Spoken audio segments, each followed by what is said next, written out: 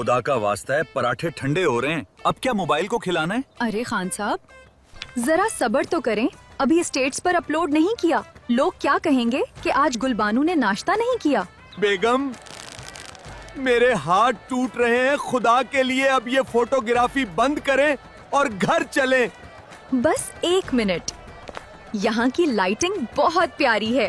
एक प्यारी सी सेल्फी तो बनती है ना? अब आएगा मजा। अब मैं बेगम की ऐसी तस्वीरें खींचूंगा कि वो खुद सेल्फी लेना भूल जाएंगी। हाय अल्लाह, ये क्या हुआ? खान साहब, आप क्या कर रहे हैं?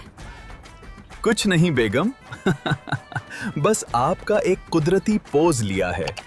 अभी इसे फेसबुक पर अपलोड करता हूँ। खान साहब, ये बहुत बुरी बात है।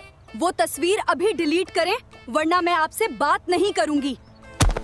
कभी नहीं बेगम। अब तो ये तस्वीर पूरे खानदान के ग्रुप में जाएगी। पकड़ सकें तो पकड़ लें।